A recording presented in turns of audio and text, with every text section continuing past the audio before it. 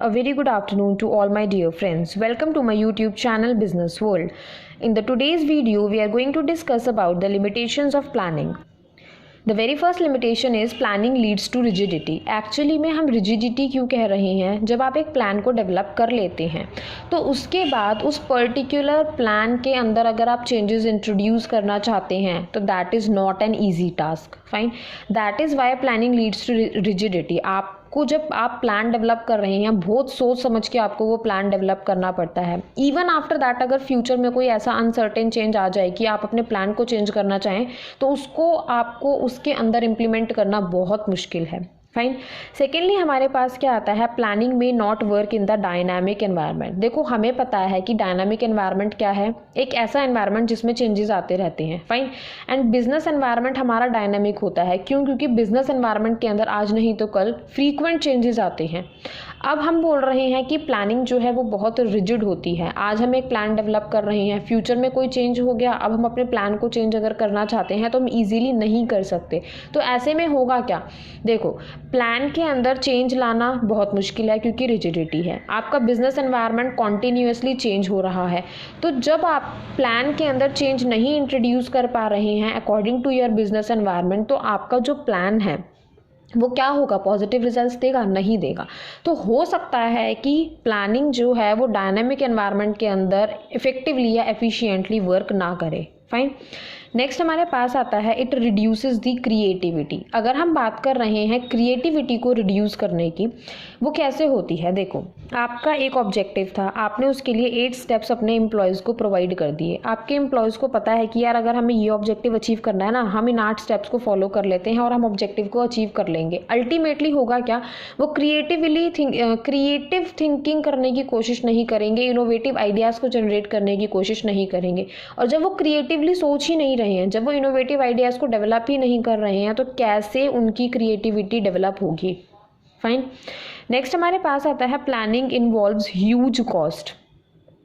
Planning involves huge cost हम क्यों कहते हैं? देखो जब भी आपको प्लानिंग करनी है, ठीक है, आप हर किसी से प्लानिंग तो नहीं करा सकते. आपको कोई ना कोई ऐसा पर्सन चूज़ करना पड़ेगा जिसकी मेंटल थिंकिंग जो है वो बहुत क्रिएटिव हो, जो इनोवेटिव आइडियाज़ को जनरेट कर पाए. फाइन.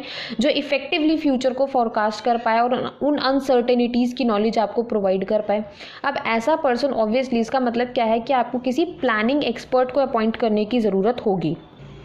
एक ऐसे पर्सन को अपॉइंट करने की ज़रूरत होगी जो पॉजिटिव थिंकिंग करे, जो क्रिएटिवली आइडियाज़ डेवलप कर पाए, इनोवेटिव आइडियाज़ आपको प्रोवाइड कर पाए. एंड ऑब्वियस सी बात है कि वो आपसे फिर huge amount in the form of salary और रेम्यूनरेशन भी लेगा. फाइन.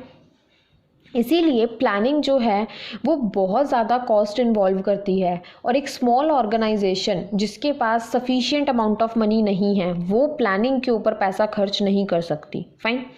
नेक्स्ट हमारे पास आता है it is time consuming process. देखो obviously planning is a time consuming process. पहले आप ऑब्जेक्टिव सेटअप कर रहे हैं, फिर आप फ्यूचर के बारे में एजम्पशंस कर रहे हैं, फिर आप एग्जिस्टिंग प्लान्स को देख रहे हैं कि उन्होंने कैसे फंक्शन किया, क्या हम उन्हें आज की सिचुएशन में यूज़ कर सकते हैं. फिर आप ये देख रहे हैं कि चलो ठीक है हमारे पास डिफरेंट ऑल्टरनेटिव्स हैं. फिर आप एक पर्टिकुलर ऑल्टरनेटिव, हर एक पर्टिकुलर ऑल्टरनेटिव को इवैल्यूएट करके एक ऑल्टरनेटिव को चूज़ कर रहे हैं एंड देन फॉलो अप कर रहे हैं.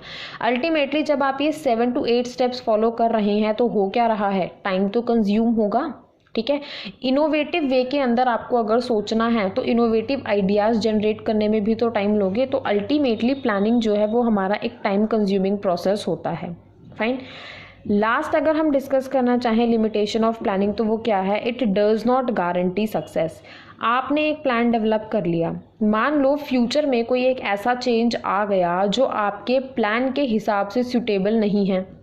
आपने ये सोचा था इन्फ्लेशन रेट 5% से बढ़ेगा, इन्फ्लेशन रेट बढ़ गया 15% से. प्लान तो आपने 5% के अकॉर्डिंग डेवलप कर रखा है, तो कहाँ से आप ये एक्सपेक्ट कर रहे हो कि आपकी प्लानिंग आपको पॉजिटिव रिजल्ट्स देगी? तो ज़रूरी नहीं है कि आज आपने प्लानिंग कर ली फ्यूचर के लिए तो फ्यूचर में आपको वो सक्सेस देगी ही देगी. फाइन.